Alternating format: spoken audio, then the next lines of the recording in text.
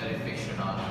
And ang masasabi ko, lalo na sa mga actors na mga kandidato, na magdahan-dahan naman dahil I do not want people in Eastern Visayas, especially even in Tacloban, to relive that horrible experience again. And what is important, pagkatapos ng Yolanda, that we institutionalize our learnings.